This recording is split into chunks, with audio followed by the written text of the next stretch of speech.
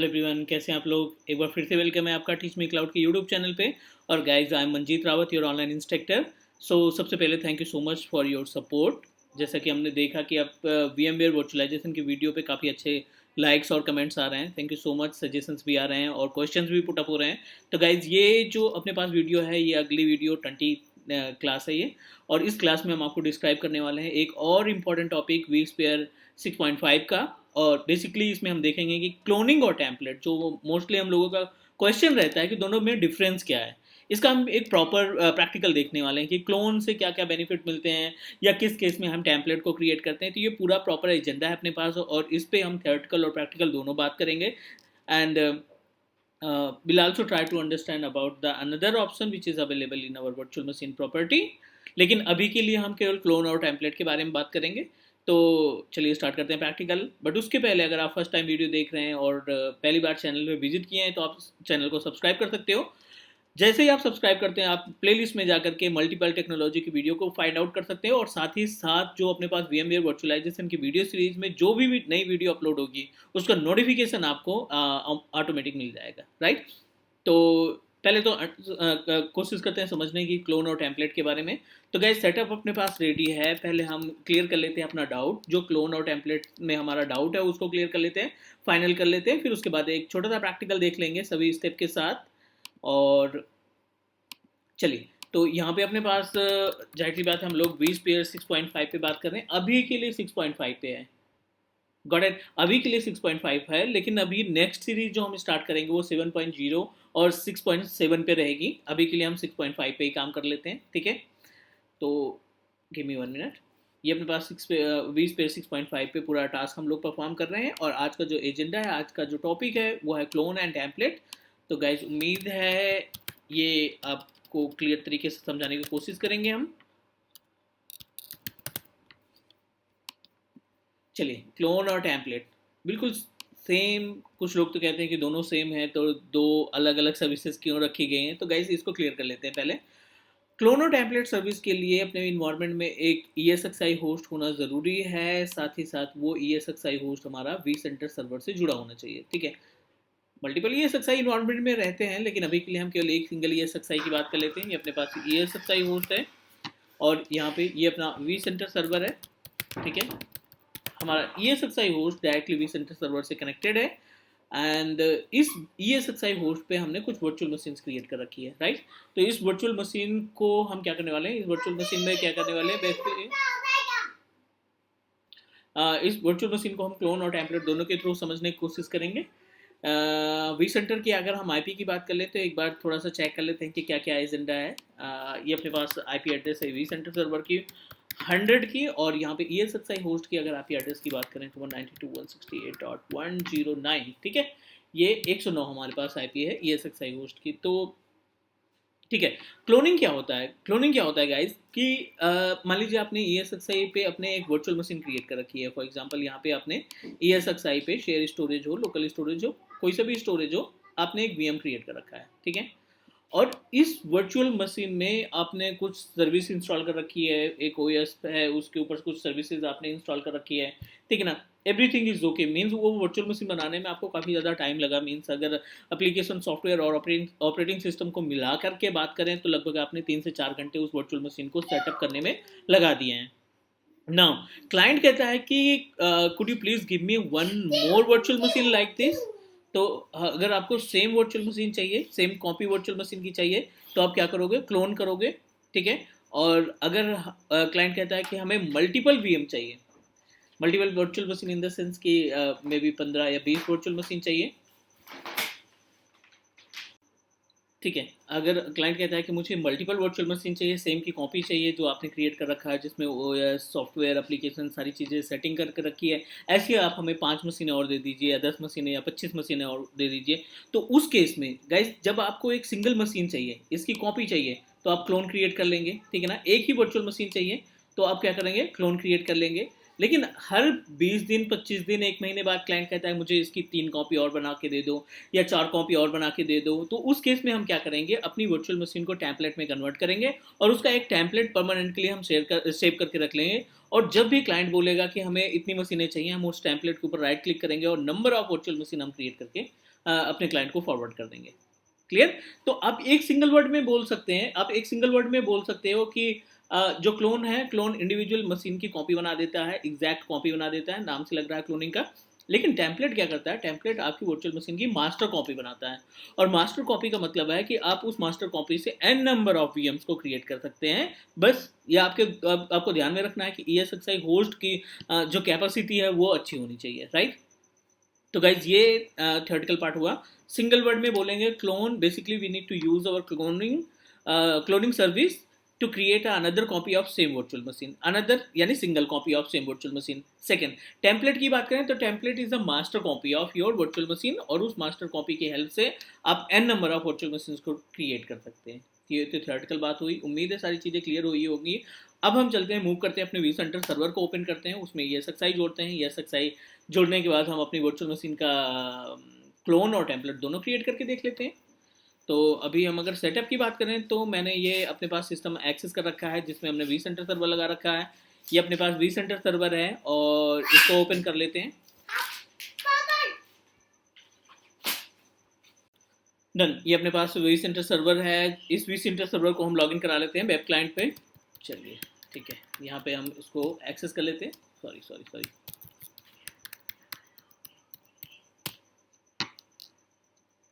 Done. और ESXi की बात करें तो हमने पहले देखा कि ESXi होस्ट की जो IP एड्रेस है 109 है। तो पहला जो स्टेप है वो फाइनल कर लेते हैं, उसके बाद फिर मूव करेंगे अपने ESXi की तरफ।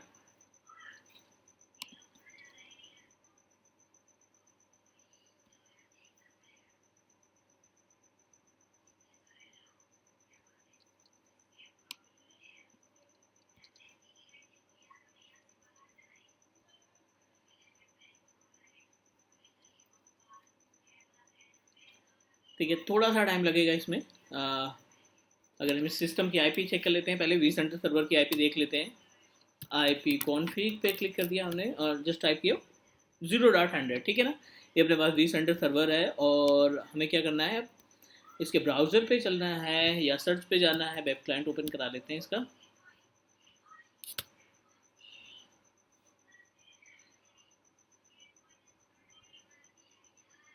vSphere वेब क्लाइंट,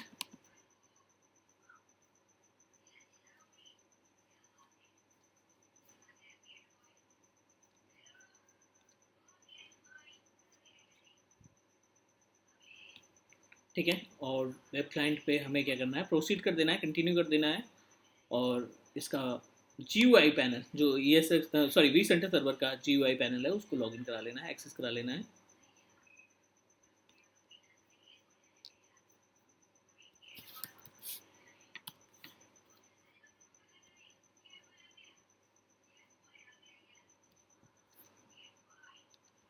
अब उसकी IP एड्रेस के थ्रू भी एक्सेस कर सकते हैं। HTTPS, ठीक है, 192.168.0.100, ये अपने पास IP एड्रेस है। कंटिन्यू करेंगे और ठीक है, HTML,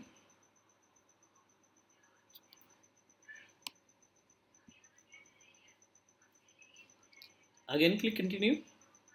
यहाँ पे आप जो कॉमन यूज़र आईडी पासवर्ड है, administrator@vsphere.local, ठीक है ना।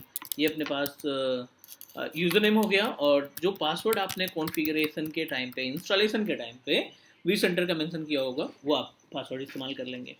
ये पहला स्टेप है जो हम GUI को एक्सेस कर रहे हैं, अपने vCenter सर्वर के GUI को एक्सेस कर रहे हैं।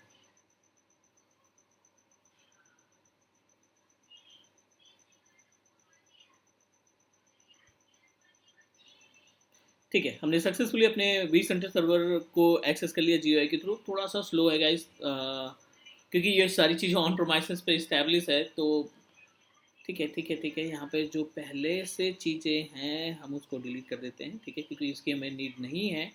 ये स्पेस घेर रही है अपने इन्वायरमेंट का। बस आपको फ्रेश डिस्क्राइब करते हैं, delete from the disc.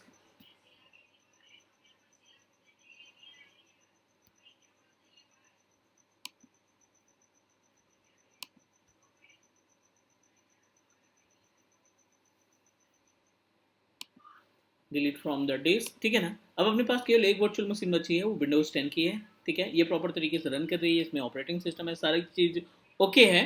And we just try to understand about the clone and template. तो गाइज अगर हम यहाँ पे टेम्पलेट पे जाएं, देख लेते हैं कोई टेम्पलेट तो नहीं अवेलेबल है, ठीक है। विंडोज 8 का टेम्पलेट अवेलेबल है।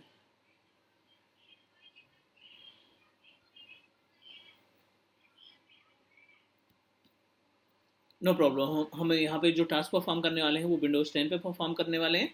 तो आप चाहो तो मशीन को टर्न ऑन कर लो या टर्न ऑफ रखो, कोई इशू नहीं है। दोनों के केस में आप टेम्पलेट और क्लोन क्रिएट कर सकते हैं।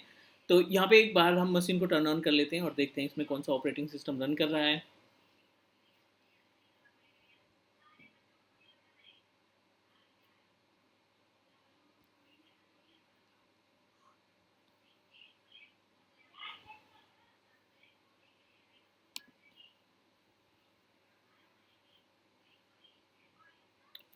Okay, sorry, no problem. इसमें अपने पास ओएस नहीं दिख रहा है।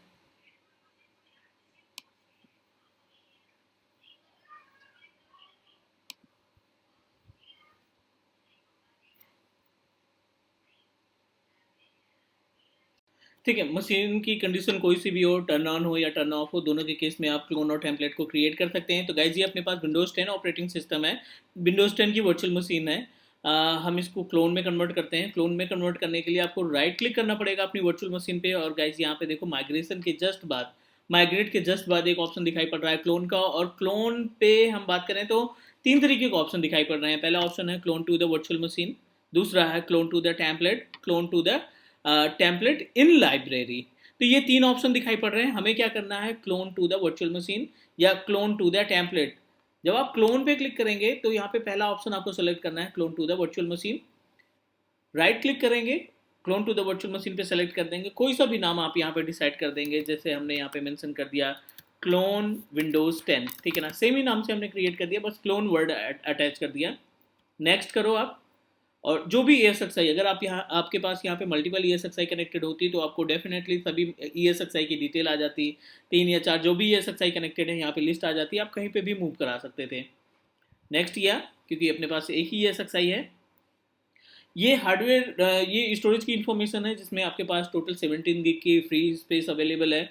आप मल्टीपल अगर स्टोरेज है तो आप सिलेक्शन कर सकते हो कि हमें स्टोरेज 1 में रखना है या 2 में रखना है या 3 में रखना है।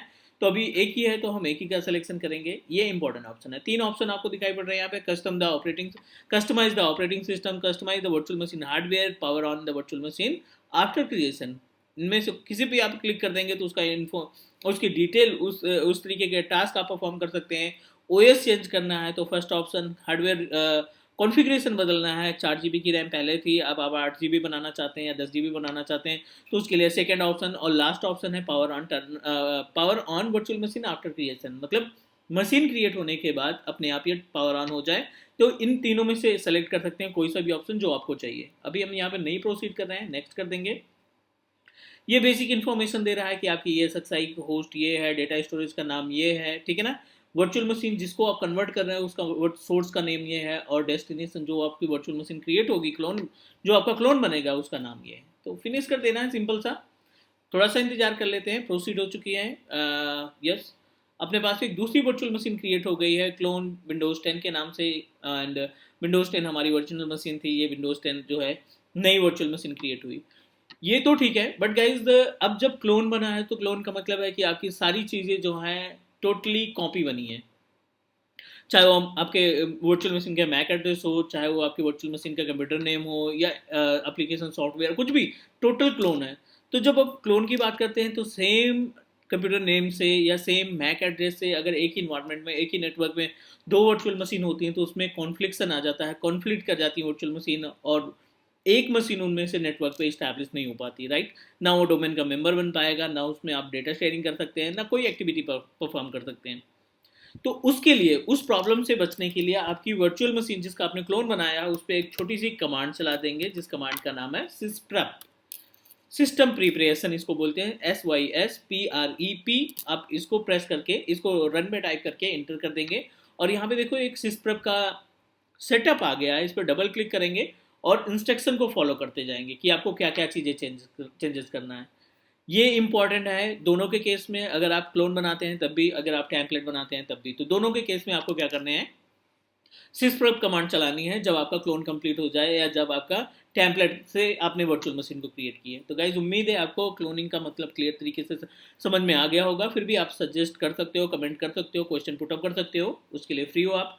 एंड नेक्स्ट अब देखते हैं टेम्पलेट क्या है। टेम्पलेट में मास्टर कॉपी कैसे बनाते हैं। तो विंडोज 10 को ही प्रोसीड करते हैं। विंडोज 10 को राइट क्लिक किया आपने, जहाँ पे क्लोन था ना वहीं के आसपास आपके पास टेम्पलेट मिल जाएगा। और टेम्पलेट दो पार्ट में आप यहाँ पे क्रिएट कर सकते हैं। एक है आपके पास convert to the template, simple template हो जाएगा, और दूसरा है export to the OVA template. OVA template क्या होता है, open virtual file, open virtual file, और एक convert to the template. Guys जब पहला इस्तेमाल करेंगे, पहला स्टेप आप इस्तेमाल करेंगे, तो जो टेम्पलेट बनेगा वो आपके ECSXi में रहेगा। ECSXi का स्पेस कंज्यूम करेगा, लाइब्रेरी में रखा रहेगा। जब भी आपको ज़रूरत होगी वर्चुअल मशीन बनाने की, वो आप अपने एग्जिस्टिंग टेम्पलेट से क्रिएट कर सकते हैं। बट अगर हम OVA की बात करें, OVF की बात करें, तो OVF का इस्तेमाल तब करते हैं जब आपको अपनी वर्चुअल मशीन को कैरी करना है, उसको एक प्लेस से दूसरे प्लेस में ले जाना है। फॉर एग्जांपल आपने जो ESXi इस्टेब्लिश कर रखा है, अपना वर्चुअल इन्वायरमेंट इस्टेब्लिश कर रखा है, वो मान लीजिए दिल्ली लोकेशन में इस्टेब्लिश कर रखा है, और आप जो VM मूव कराना चाहते हैं उसको आप मुंबई लोकेशन में ले जाना चाहते हैं। तो सबसे अच्छा फंडा यही होता है कि आप अपनी वर्चुअल मशीन को एक्सपोर्ट टू द ओवा टेम्पलेट में, OVF टेम्पलेट में क्रिएट कर लो, उसको एक्सटर्नल हार्ड डिस्क में रखो, पेन ड्राइव में रखो, या कहीं पे भी रखो। उसके थ्रू आप अपनी वर्चुअल मशीन को क्रिएट कर सकते हैं किसी दूसरी लोकेशन में। तो ये अपने पास, ये बेसिकली जब आप P2B की बात करते हैं, physical to virtual machine creation की बात करते हैं, उस केस में भी ये हमारी हेल्प करता है। तो हम अभी अपने पास है एक प्रैक्टिकल है, उसमें हम डिस्कस करेंगे फिजिकल टू वर्चुअल कन्वर्ट करने का, तो ज़्यादा क्लियर हो जाएगा। अभी के लिए हम इसको कन्वर्ट टू द टेम्पलेट कर लेते हैं। सिंपल सा convert to the template yes कर देना, बाकी कुछ भी नहीं करना है। आपकी ये VM यहाँ से गायब हो जाएगी और ये लाइब्रेरी में जाके इस्टेब्लिश हो जाएगी। ठीक है, ये आपका देखो VM नहीं है, ये बेसिकली जो लुक है, ये जो बेसिकली ये जो आप क्या बोल सकते हो, टेम्पलेट का फॉर्मेट है। ये नॉर्मल वर्चुअल मशीन का फॉर्मेट ऐसा होता है, टेम्पलेट का फॉर्मेट ऐसा होता है। अगर आप डेटा सेंटर पे क्लिक भी कर देंगे तो यहाँ पे कोई भी VM नहीं दिख रही है। VM देखने के लिए आपको क्या कहाँ पे क्लिक करना पड़ेगा, टेम्पलेट पे क्लिक करना पड़ेगा।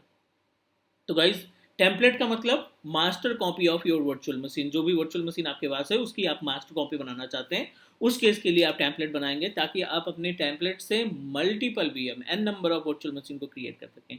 तो अभी हमने इसको रिसेंटली टेम्पलेट में कन्वर्ट किया है। अब आप इसके ऊपर राइट क्लिक करो और आप देखो यहाँ पे new VM from this template, मतलब ये आपको हमेशा ऑप्शन मिलता रहेगा। आप जितनी भी बारी राइट क्लिक करोगे आपको यहाँ पे ऑप्शन मिलता रहेगा, right, convert to the virtual machine, clone to the template, तो ये ऑप्शन हमें मिलते रहेंगे।